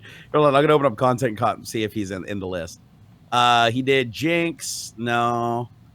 Fine Brothers, Keemstar, Toy Channel, How to Prank Leafy, Tech Destruction. No, he's not in there. He did not do a Content Cop on him. So whoever said was wrong. But yeah, he's been on H3H3 because he's got tons of pictures of Ethan on his. Well, they're personal friends, like outside of the YouTube thing. I mean, they just do the YouTube thing together, but they're friends outside of that. So yeah, they look like they probably smoke a lot of weed together. It's funny though, because when I texted Nick in the morning before I asked him to translate the hip hop speak that I didn't understand. Nick is very versatile. You can call him to like authenticate scammer calls and to like talk about urban dialogue. It's awesome. But anyways, I texted him. I was like, "Have you ever heard of Post Malone?" He's like, "Yeah." I was like, "He's tweeting me right now." And Nick's response was, "He's probably high as fuck."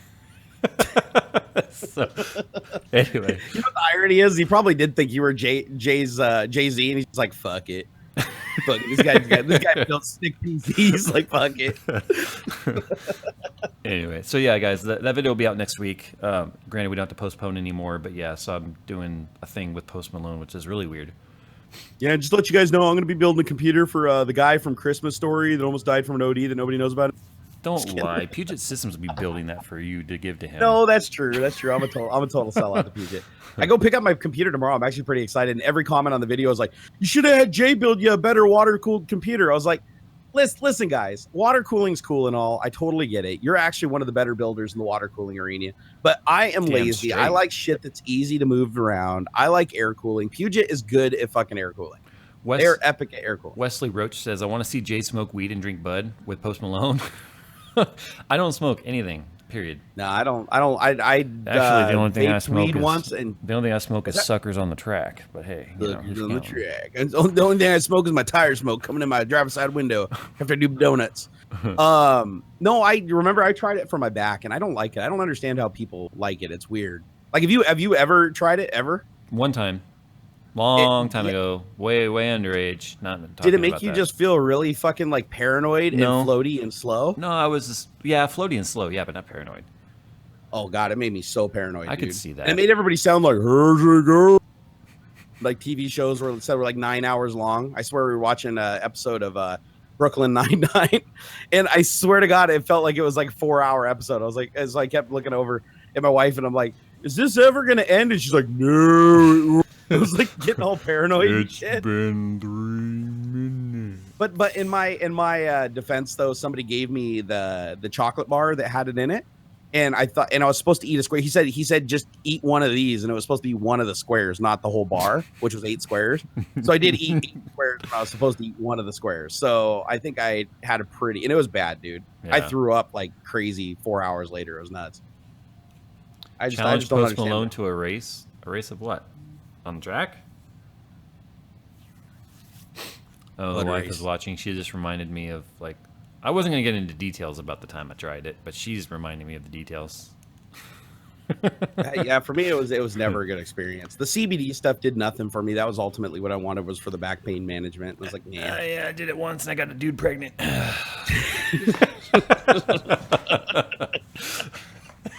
I'm sure you felt like you did. Somebody, Jeffrey said Jay smokes GTRs. Cough. TJ Hunt. Don't have to cough. Just say his name. Is that guy still around? Like, I haven't heard nothing about him in a long time. He's still out there destroying cars left and right. Is he? Yeah. Just wrecking them into shit. He follows pretty much the Ricer outline: headlights, hood, wide body, wheels, exhaust. Did he finally like look at a picture of Hiroshi Pagani? Oh my god, that'd be like me walking by and seeing like Steve Ballmer and just like keep on walking. Like, what happened? What's going on? Yeah, we're not gonna give him any exposure he doesn't deserve. So no exposure for him. But hey, you can give me some exposure, guys. I'm making videos again. They're not very good, but I'm making them. You're getting exposure right now. You're on my channel. Yeah. Shit. I mean, you're in front of 2,595 people. A lot of people. That's a lot of peoples. A lot of people. I'm trying to think of what the biggest live stream I've ever been on was. I can't honestly remember. Mine. I don't know. No, I don't know if it was when Show pulls a pretty good audience, but I think it was back when I was on PKA the first time, back when they were still pulling a lot of views. I want to say that they were getting somewhere in like that wasn't live when you went on it. It was a replay. It was recorded. Was the first one I went on a replay? Mm-hmm. Okay, so they were already doing it back then. They were already doing replays. Yeah. Okay. So it's got to be the Way-In Show. I can't think of anything else I've been on that's bigger than that. Yeah. So, and they only pull like 8,000, 10,000, something like that. Can I say only? I don't know. I mean, I think PKA is kind of like fairly just dropped off on relevance meter. So I don't know. Well, I mean, he doesn't need to do it. I mean, Woody's pretty much set for life. I mean, he just does it just for shits and giggles. I mean, the dude literally spends his days like flying around on the fucking like what are those things called? The Parawing? Parasail. That's what it is. Why is he flying around all day in a parasail? Because he literally has a big, huge piece of land. He just goes out and has like a runway. He puts his backpack on with a fan and like puts a fucking parachute up in the air and just flies up to like 10,000 feet and like flies around the state. Pretty sure he doesn't fly up to 10,000 feet. That's controlled airspace. He does. He actually has. Hold on here. He's got a video. It's actually like I went to 10,000 feet. But that's controlled airspace. But he can still like call in and get it cleared if he's got the license for it, right? Yeah. So my wife says, "Oh God, yeah, edibles are super strong. You're supposed to only have a little bite." She's referring to your story. I done fuckered that up. That was not good. You're like, chocolate. Let's see. There's one. I can hear sounds and colors. Dude, it was weird. It was so weird. I smell sounds. I'm trying to see which one it was. He has a whole series on. It's like landing, parachute. Smells like red. 100th hour in the air. Hold on. There's one that was like up at 10,000 feet or something like that. I was inverted. There's one where he almost killed himself. He's coming down and doing like some maneuver where he's like spinning in a circle to lose altitude really, really fast, and he almost didn't get it back in time. That would have sucked. That would have killed him. Oh, controlled airspace starts at 18K, not 10. Whatever. Oh, okay. but I mean, it's still. Could you imagine being that? Wait. Like, that came from Hobbs. What would he know about aviation? I know the dude just makes like shitty little Python programs for Cessnas. Just go play your FSX, dude. We love you. Did you go over and see what he was playing like while we were at EDX Land? He wasn't. Yeah, actually, I don't think he was actually playing when I was looking at his computer, but. Okay, well, I walked over there and he had his joystick and everything. I was like, God damn it! Hold on, my cable's fucking. I'm still doing it. Hold on. I don't hear it on my end. You don't? Mm-mm. It's like. Nope. As long as you guys don't hear it, I don't care. I don't hear it. With it. No. Anyways, he's playing a flight simulator, but it was like the full-on hardcore. Have to do everything. Real people in the tower taxiing him out to the runway. I used to do that on FSX too, on private servers and stuff, where you had to actually like flight test in. You had to take a test before they even let you have the password to the server. You had to take it on their forum. I want to try that out sometime. It was pretty fun.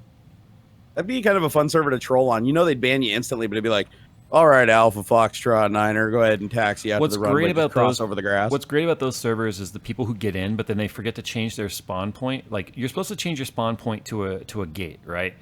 But if the default, like in FSX, is the active runway, so you'll be sitting there and you're in the real world scenario, and all of a sudden it's like, bing, the 747's like on the runway, like just pops in there, and of course everyone starts losing their shit.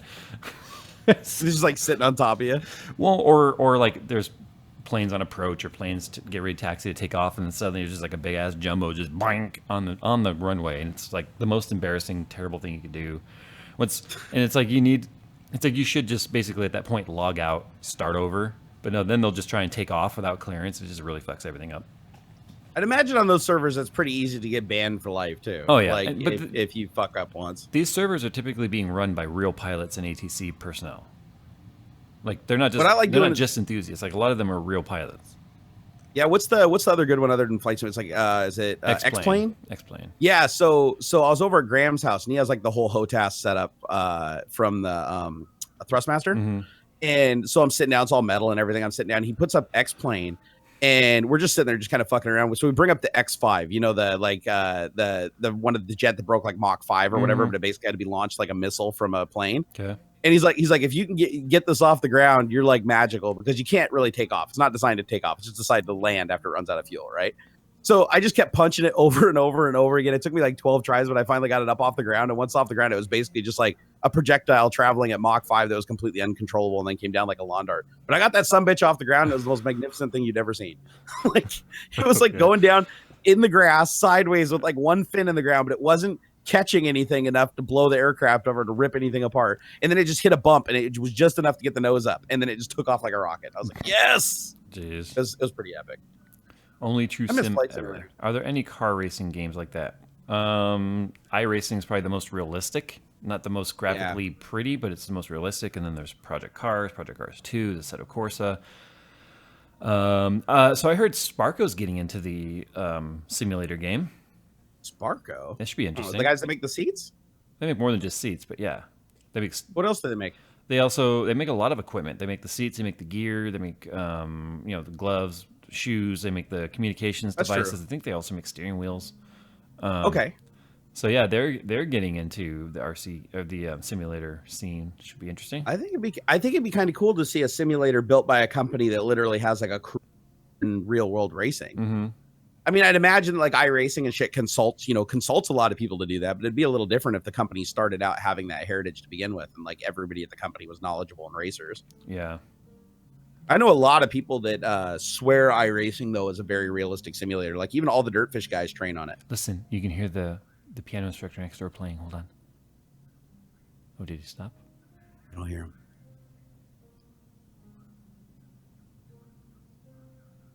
Oh, dude, Coconut Monkey just neutered you. JayzTwoCents. He just He just got neutered, his bro. band.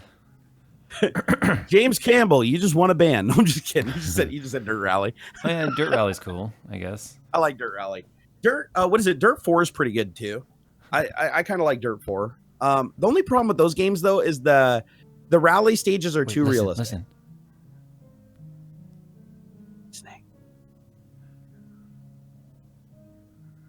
Nate, Jerry really doesn't know what Sparko does, but calls himself a car guy. Serious? I am Sparko doesn't build cars; they build supporting stuff for racers. I'm kind of surprised though you didn't know what Sparko was. Well, I knew they made like racing suits. That's about all I really knew. NASCAR VR racing would be cool. Yeah, dude, it's called iRacing. You can get in there and do oval. Yeah. You can do road. You can do dirt now, I believe, as well. So it's like you can do anything you want. NASCAR actually, it's fun to be in the new Gen 3s or the Gen 4s, whatever they are, right? Doing 200 miles per hour around Daytona when you've got 20 people around you in VR. It's pretty white knuckle. It's kind of and you've done this before, right? Anyone that says, "Oh, just turn to the left, it's so boring." Turning left in a pack at 200 miles per hour is not the easiest thing to do. No, you actually gave me a pretty good wake up call when we played around with NAS. Actually, didn't we make a video on that a long time ago? No, you and I made a video about doing the GT4 at Lime Rock. The Z4 GT3 at Lime Rock. Yeah, because I remember you were like showing me how you can literally like draft behind a car to unsettle it and stuff like that. And there's all the strategies and team driving and stuff like that. And I was like, to the untrained eye, it literally looks like a bunch of guys just going really fast in a circle. But no, it's pretty surprising. Like it's like a little game of chess going on. You have to plan kind of everything in advance and like work with what you have. Yeah. And even when you're in the back, sometimes you want to be in the back. You don't want to be in the front because then you can like upset the guy and cause drag on his car and drain his fuel and shit. I mean, it's weird because that's the stuff you don't see, right? You don't realize it's happening unless somebody like physically points it out while they're doing it. I've also called plenty of times too, like when you watch me in iRacing, where I'll sit there and after 3 or 4 laps of trying to pass a guy, continue to make the same move that he continues to block, right? Only to suddenly be like, okay, Jerry, no, watch this. I'm going to bait him up here and I'm going to dart down, blah, blah, blah. And you've seen me do it, like totally bait someone into moving their vehicle in position to allow me to get by. As I remember it, everything you said you were going to do, you actually did. Yeah. Like you even said like I remember you got up on one of the guy's quarter panels and you just hung there and you're like, watch, he'll get unsettled in the corner. And sure enough, he backed off because his ass end was starting to come out. Right. And it was because you're just hanging out next to him. And I was like, oh shit. That like, was the nose of my car was taking just enough air off of his spoiler to where. Yeah. And I never realized that. I never realized that like that. I mean, I understand aerodynamics with cars and downforce and stuff like that, but I didn't realize that upsetting the airflow off of one of the edges of the car is enough to really upset it. But at those speeds, it's like little things fuck with it bad. Mm-hmm. Makes sense. And it was kind of cool to see you do that because it's like you can actually strategize about that and be like, oh, okay, if I can't get the guy here on the straight, then I'll bide my time until I can get into that position and upset him. And then once you do that, he's screwed. Or when you have a car that's slightly slower in the straight, but it's a little bit better in the corners. Then you can actually allow them to start to go by you on the outside on the straight, but then they can't hold the line on the turn, so they end up losing all of that distance again in the turn. So it's a lot of fun. It's a lot of strategy involved, and I think people just don't give it like the amount of respect that NASCAR actually deserves. And those cars are never settled too. That's the other thing is when you're running right at the ragged edge and you're drafting somebody, it's like you go into a corner, it's like the car's just doing this the whole time. Mm-hmm. Like it never seems, because I was playing it wasn't iRacing, it was another game on Xbox. I think it was called like NASCAR Thunder or something like that. And it was a while ago, and I was playing it, and I remember that it had a training mode on it. And like the next thing, it's like, oh, when you're drafting at this or whatever, you can gain speed, and then you can like basically come out in the corner, and as you come out, you basically slow them down, and then you can pass them. Yeah, going into the straightaway. And it's like as soon as you do that maneuver, the car just starts doing this, and then once you get up to a higher speed than you could achieve before, the car the whole time down the straightaway is just doing this. Well, but not only that too, depending on the track, you can have a car that's loose in turn 1 and 2 and tight in 3 and 4. How? Just different variations of the turn. It might be slightly different bank degree. stuff like that. So weird. Yeah, I've never really seen the suspension geometry under a NASCAR. Or California Speedway is a perfect example of like a track that can be tight and turn in 1 and 2, or loose in 1 and 2 and tight in 3 and 4. It's just it's fun. I think it's fun. But a lot of people find it extremely boring. So you told me too that you're the one that I think I asked the question when I was playing Forza. Dude, does NASCAR actually run on tracks that have left and right-handed turns? Yeah. And you said but it's a completely different car, right? Well, it looks the same, but the setup is completely different. Gotcha. They have brakes that are actually usable.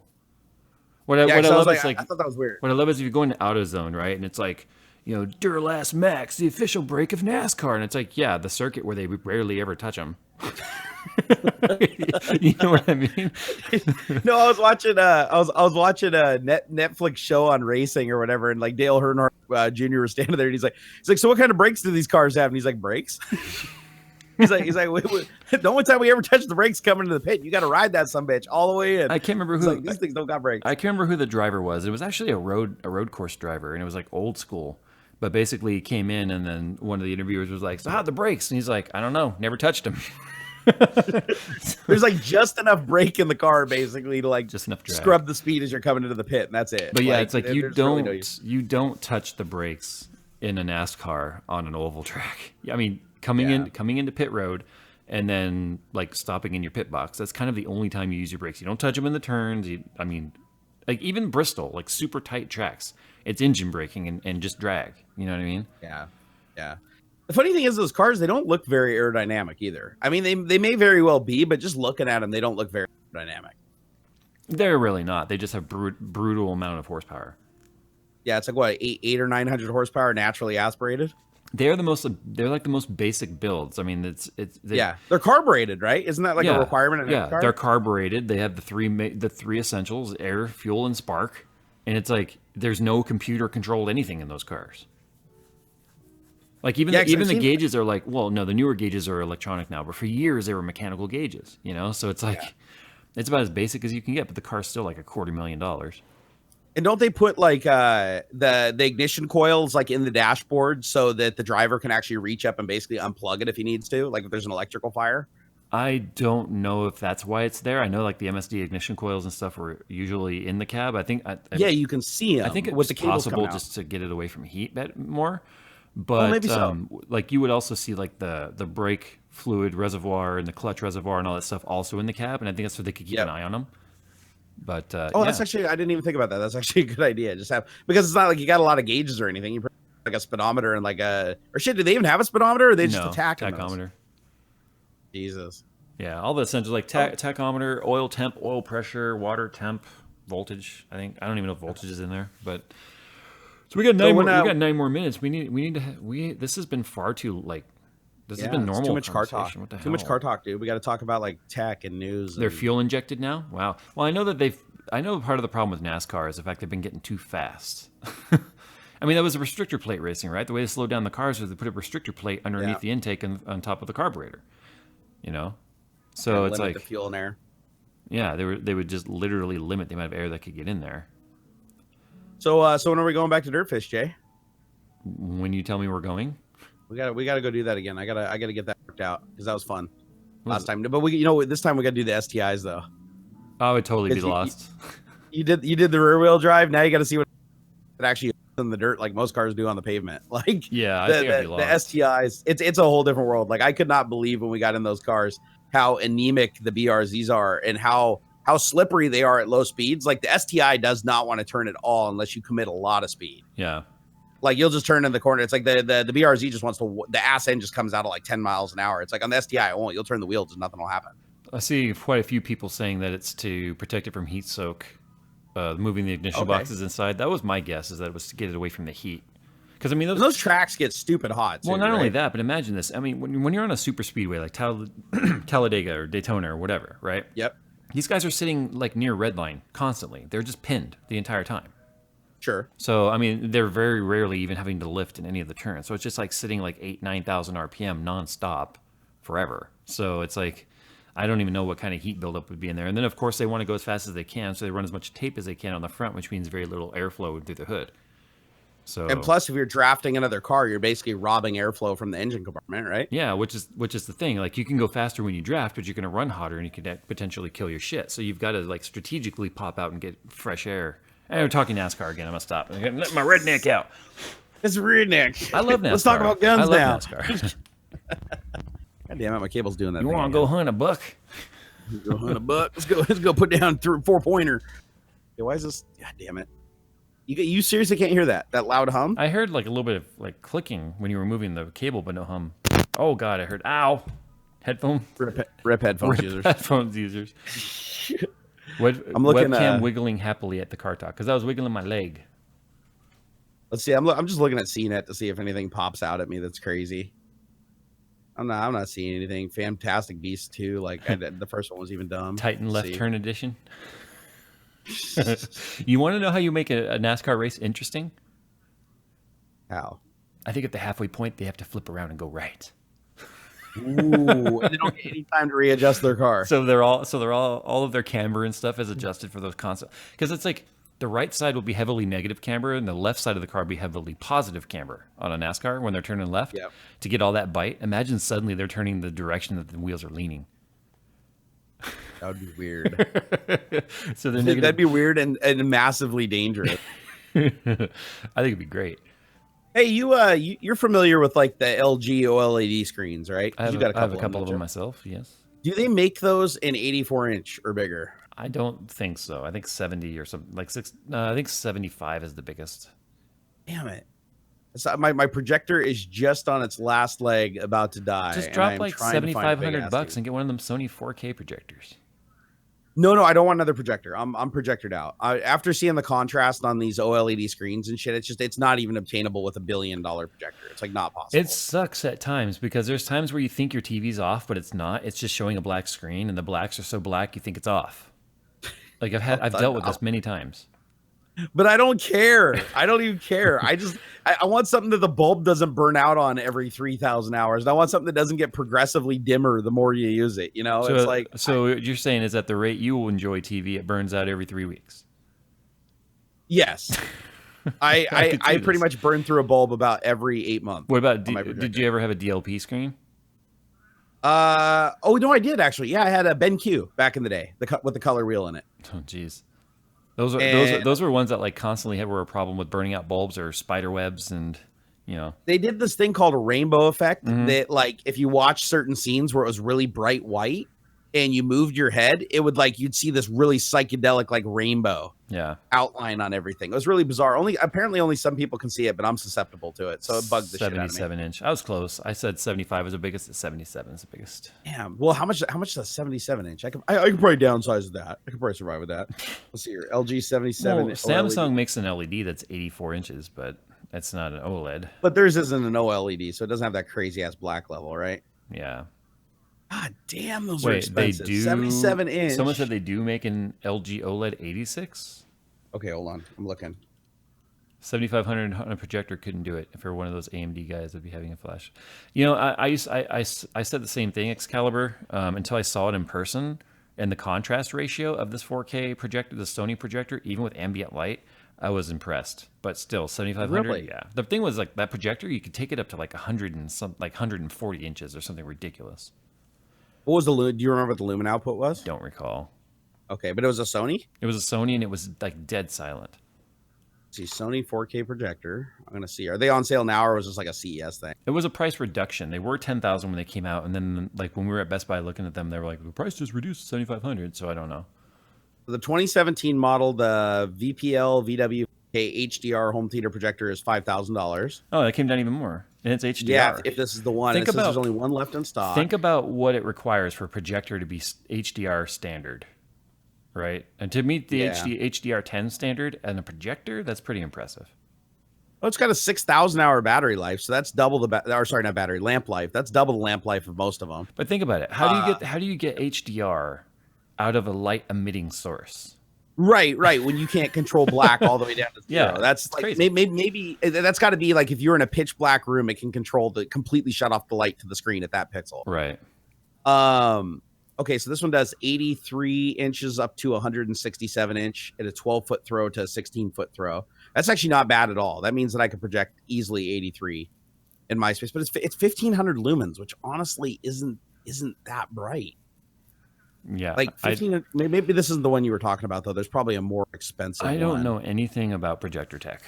I mean, honestly. Oh, never mind. There's like a ton of them. This one's 1500 lumens. I'm just going through because I'm curious. Because God, I don't want another projector though.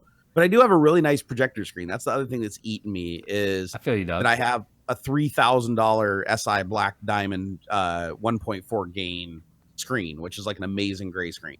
Yeah, I feel you, Doug. I feel you. Yeah, God, if I could get because the big TV, how heavy are they, by the way? Like, are they pretty light? The thin I don't know LG OLEDs. Oh no, they're not like light.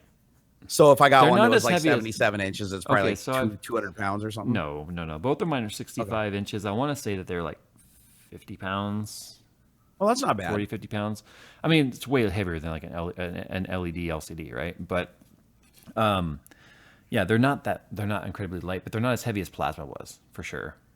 Yeah. What's the Samsung equivalent to OLED or like close? Isn't it like QLED or something like that? I can't recall. I know it's pretty impressive though. I was looking at it. I'm liking this LED race because the price is shooting down because of it. Yeah, they were nuts. Let's see, because I know Samsung makes a really, really, really big one. I was looking at it the other night. It was 80. It was either 82 or 84 inches. Let me see if I can find it here. Samsung 84. No, hold on here. 84. Because this is what I want. Yeah, this is gonna be my Christmas present if I can find a store that's closed up at night and doesn't have big bars on the windows. Let's see here, because let's see here, Samsung QLED. God damn it, where is it? Yeah, the QLEDs don't look like they go up that big either. 70 inches and up. Let me see if I can find one here. Oh, here we go. All right, I'm into the. A 75 inches, only $4,000 actually. Only. Well, I mean, compared to the projectors, that's not bad at all. I guess. Let's see. What's the 4,000? Oh shit! 88-inch QLED smart TV. Guess what the price is on it? $10,000. $20,000. No, thank you. For the 2017 model. It's 88-inch 4K Ultra HD. Let's see what it says here. Get more than 1 billion colors with quantum dot, the QLED technology. Let's see. Absolutely stunning black levels. Designed for it's a no bezel screen. This is LG or Samsung? On it. This is Samsung. Oh, okay. Samsung QLED. Let's see. QLED invisible. Oh, it's got the invisible connection thing that goes through the wall. God, 20. Oh, so is it like a wallpaper TV kind of thing? Yeah, going from 77 inches to 88, it's quadruple the price. But I think that's because you're looking at a traditional TV on the 77 and more of a wallpaper TV for the 84 or 86, whatever it is, which is a whole different tech. So you got that ribbon cable. Hold on, I think I found the LG one that dude was talking about. It's a LG 86-inch 4K. Oh, but it's not OLED. It's just regular. But it's a 2017 model, so they're still making them this big. I guess they just can't do it in OLED. Damn it! But it's not bad. I mean, $6,000. I think like you're seeing, it's just the cost effectiveness of OLED at that size. Yeah, and then that's got the fake ass 120 hertz refresh rate. Yeah. I wish it was real. God, I'd buy it in a second if I could connect it to a computer and get 120 hertz. The funny thing is the panels can do it, obviously. So what the fuck's the holdup? Like the electronics inside, right? Just they decode it, which costs what, like 20 more bucks on a $6,000 TV? Come on. Not like I would know. I don't know. I turn on the TV, it looks cool, and I'm happy. Oh wait, this supports HDR though. Are there non QLED screens that support HDR? Okay, so LG's early OLED stuff didn't have HDMI 2.0. So it was able to do the so-called HDR over streaming like Netflix and stuff. But if you plugged in a 4K Blu-ray player, the benefit of 4K Blu-ray player is not just the scale, but it's the HDR over over optical and HDMI. But you didn't get the advantage of it over HDMI because it was 1.6, it wasn't 2.0. I got you. So the newer one that I have, the B6P, it's the HDMI 2.0. So that's why that one's downstairs now and the other one's upstairs, is so my 4K Blu-ray player can actually send a HDR signal to the TV. Gotcha. That makes sense. God, this is tempting. Oh my God, it's $2,000 off right now. Wow, not bad. Oh man, 86-inch, but it's an IPS panel though, so it'd probably have a really wide viewing angle. You're gonna have to go look at it in person and see what the off viewing angles look like. But it's like, who the fuck carries an 8? Nobody has like an 86-inch in stock that you can look at. Like video if you have a Best Buy with a Magnolia Center, it will. Oh, we actually do. So you think Best Buy would have something that big? Yeah, absolutely. Like If the Best Buy has one of the Magnolia Home Centers, they will have that stuff on display. Like going. That's the whole point of the Magnolia Home Center. Dude, this thing has like no bezel on it, and if you look at the back, it's like completely flat. Like there's no protrusion on the back, so you can hang it on the. Wesley on the wall Roach said, "Oh my God, that's a whole Russian bride." And on that note, $6,000. What do I want? A TV? On that note, I think it's time to wrap it up because I got to go get a trailer. So. Yep, you got to go get a trailer, and you're meeting with a guy that lives on a trailer. Talking about NASCAR now, go get a trailer. Yeah, dude, you're just getting all boned up for your new meeting. All right, dude. All right, guys. Thanks for watching. Remember, no Tech Talk next Thursday because of the holiday. Turkey Day. So we got to consume mass quantities. And actually, I think the week after too, we might be hosed unless we do it early or on Wednesday because I'm gonna be on a plane Thursday. Dude, I don't see any rule that doesn't say that we can't have an occasional out of band show that's on a different day. Like we're gonna have to, and I don't want to get into the old we missed 2 weeks in a row kind of thing. So just pick a day. We'll figure it out. We'll find a time. We'll make it happen at least once a week. And if we got to move and angle it, it's fine. All right, guys. Well, thanks for watching, and I'm gonna roll that outro. Roll that outro. Oh, Barnacles wants a big TV, but he ain't got celebrities that want to be on his YouTube channel to give him millions of views and hundreds of millions of dollars. God, you would think I would make a new outro or intro at some point, considering this one was thrown together in 5 minutes one time. You never should. You never should ever. Never ever change it. That's a trademark.